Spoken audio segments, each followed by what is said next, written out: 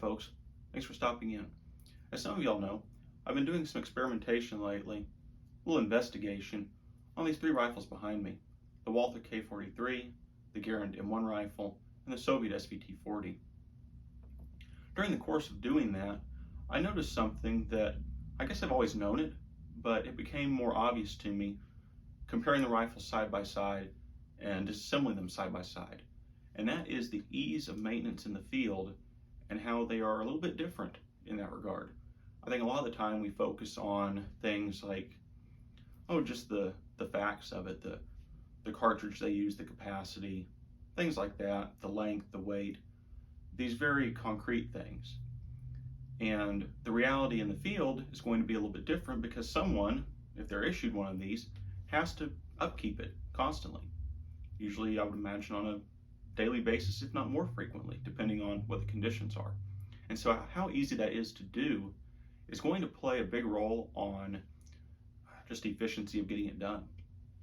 And some things became pretty obvious doing this side by side with these. The M1 is probably my favorite of the bunch. I'm not going to make a big secret about that. I think that the mechanism of loading the rifle with the 8-round on-block clips is really just a good design. I mean, that's so fast, and you look at the situation of ammunition being issued in the clips, ready for use. That's just such a great idea, such a war-winning type of system. Not so much in the sense that the rifle itself can single-handedly win a war, but that kind of idea towards logistics to where things are simplified and easy to use. I mean, what a great idea. Great rifle. But the interesting thing on this is that in trying to get the bolt out for comparing the bolts of these three, this one is really, really difficult to do. To field strip this rifle, you have to take it out of the stock. You have to disassemble the entire, basically, magazine mechanism, all of that, which has quite a few small parts. We'll cut the video to see it in a second here, but quite a few small parts that are not necessarily intuitive if you haven't dealt with them before. It's easy to learn, but if you're someone that is unfamiliar with a semi-auto rifle, as people would be in really the 1930s, 1936, when this initially came into service, it's not intuitive. It's a little tricky, it's a little complicated. There's a lot of things that have to be aligned correctly, and it's just not as straightforward as you might hope. It's not difficult, but it does add some complication there. And like I said, you have to take this thing out of the stock. That's not always a bad thing. If you get it wet or something, it's kind of nice that you can take the stock off, dry the action and all, dry the size of the receiver. So that's good. But as far as in order to wipe out the bolt area, the whole receiver, you have to take the stock off. You have to pull the trigger assembly off.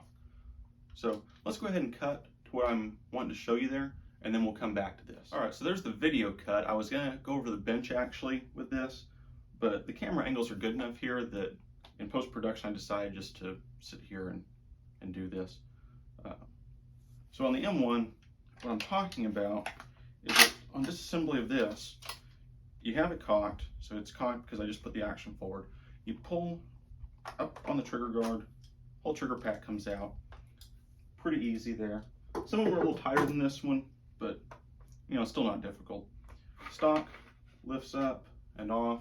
Just set this off to the side over here so it's out of the way. Then you have your action spring that really drives everything. Pretty clever engineering here doing that, where you pull it forward and it comes out, set it to the side, and then you have basically all the stuff associated with your feeding mechanism, and all this has to come off. So if I grab just something that I can poke with, you'd usually use a bullet tip for this, but I'll use this piece of stick here. So you get that pin out, and then you get all these parts that all have to go back together the right way.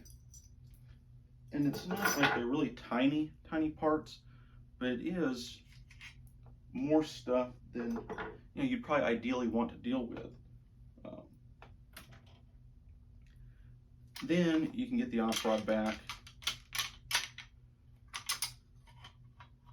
That comes out. Of course, on the M1, we have a long stroke type gas mechanism.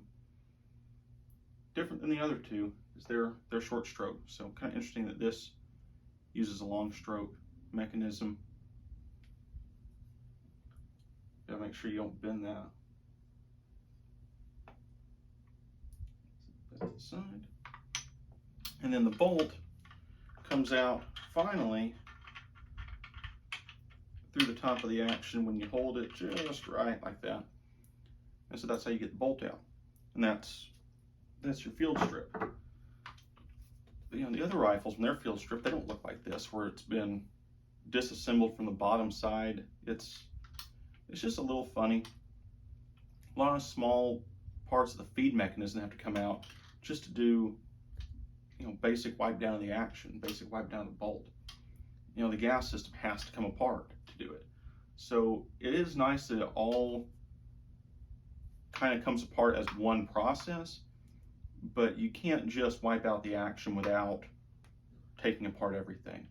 So if you just want a quick wipe down, it's a little more involved, and it's different than just having some parts and then having the rifle. I mean, this thing's in multiple significant pieces and small pieces. So not the best, not the worst, but you can see that it has certain advantages, certain disadvantages. It's nice on some end user serviceability aspects and not so great on others. It just depends, I guess, on your perspective. But I don't think it's simple and user-friendly on a day-to-day basis as the K43 is. But let's get back to the rest of the video. So as you can see, not necessarily the easiest thing if it's something you're not familiar with. You have to take stock off. After taking off the trigger guard, you have all those little small parts in there. If you're just wanting to wipe out the action real quick, that's a lot of stuff to mess with. Now let's look at the K43.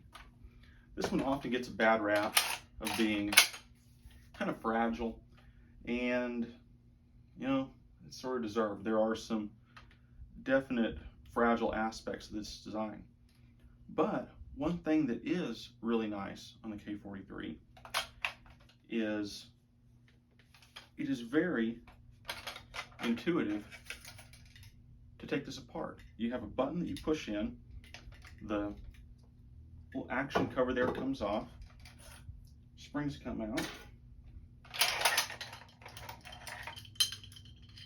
There's your carrier. There's your bolt. You have these flappers here, but they're designed in such a way that they can't actually be assembled in reverse. The firing pin is easy to access for just normal service if you need to replace it or whatever. So actually, even though you have a stereotype of the German stuff being complicated, and engineering wise it kind of is, it's not the simplest design wise, but as far as service in the field, this is pretty simple. You're not talking about something that is really non-intuitive, like the M1. You have to know that you have to pull the trigger guard down. You have to know the action has to be cocked in order to do that. Whereas on this, you have a button here. Well, that button needs to be pushed, but it doesn't push unless it's unsafe. Okay, easy enough. And then after that, it all just sort of comes out the back end of the gun. Your gas system, of course, we can pull off the cap here, and it's all just underneath there. really pretty easy to get to. You just have to take off the top part of the handguard. No need to take the rifle out of the stock, which I think is kind of a nice thing. So I guess we only really need to cut the video for that, because we were able to do it so simply just right here while we were talking about it. So pretty great there. As a result, this one, if we're not talking about best overall, if we're just talking about ease of service in the field, ease of maintenance in the field, K43 definitely, I think, comes out on top. Really, really simple rifle, especially in this late war configuration like we're seeing here. As you probably know, there's a latch that's present on most of these for disassembly, where you pull it back, engage the latch. That keeps the spring and all compressed. But then if you want to service that, you have to decompress it somehow while it's outside the gun. This system that was used late war, which I think a lot of people misinterpret. They say that, oh, you know, it's a simplified version because they didn't have to put the latch on anymore. Is it simplified? Sure, but it's better. I mean, to be able to decompress this just by doing that, instead of having to worry about some obnoxious spring-loaded contraption that's out of the rifle and threatening to blow parts all over the ground, this is an improved system.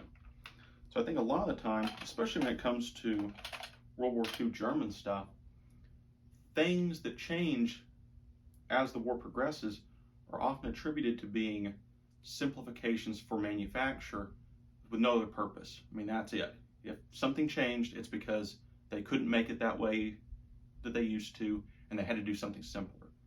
And I think that is a misguided look at things. This is one of those situations where I think that has happened. Yeah, they removed a part, but it was a part that made disassembly worse. By getting rid of the latch and then just having these two half moon cuts in the top of the bolt so that this cover can hinge up, that has really made the rifle simpler and easier to take down in the field. So I think that's actually a good thing. But let's go ahead and look at the SVT40, because it is definitely the worst on this list. This thing. Oh, what an irredeemable piece of junk.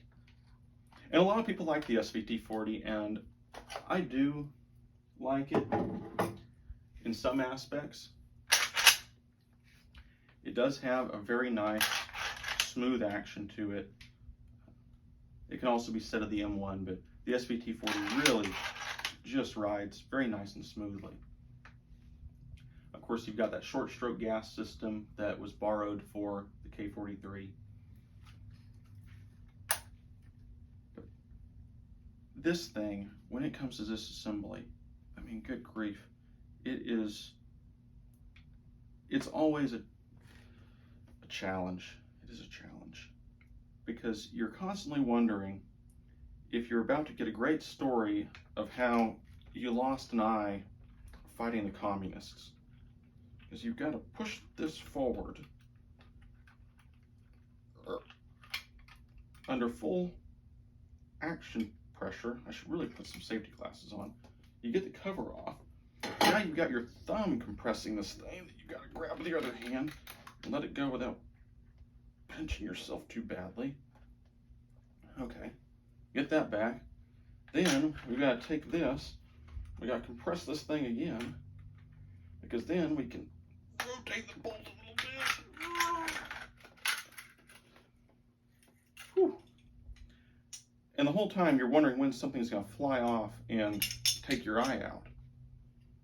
You should definitely probably actually wear safety glasses when you do this. I neglected to put some on before starting the filming, but okay. So you don't have to destock it, but I mean, not intuitive at all, unless you know that you have to push the action cover forward, hold the spring, pick the cover off, decompress the spring, pull the bolt back. Who thought that up? I guess Tokarev thought it up, but why? I mean, and now if we want to put it back together, Like my hands are shaking because I'm terrified I'm about to do something to myself here.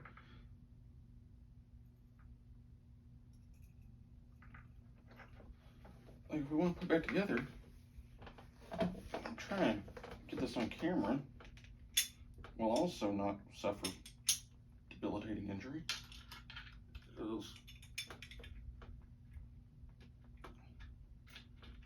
We compress that.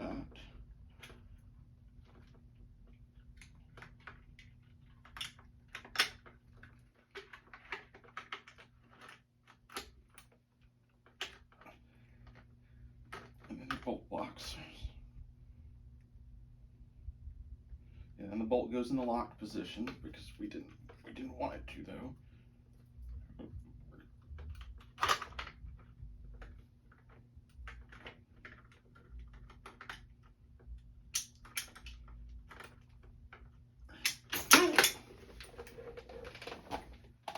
You see what I mean? It's an irredeemable, absolute communist piece of junk. Like, why would you design a rifle that way? I'm not even gonna put this thing back together right now. I'm gonna put safety glasses on before I try that again. I'm gonna lose an eyeball. Probably a lot of blind Soviet soldiers issued SVT. Terrible. So, if you're asking for ranking, you know, K43, service in the field, I mean, that thing is really pretty slick, pretty easy. The M1 gets an honorable mention because it is nice that you can take the stock off, but the unfortunate thing is you have to take the stock off. So you're constantly destocking the gun. They like to loosen up over time because of that, so you're not getting a good, consistent stock to action fit. You get some slop in there. I mean, it's nice from a field serviceability standpoint, but definitely not the best way to set up a rifle. We don't usually do it that way anymore. Really, no one else does that.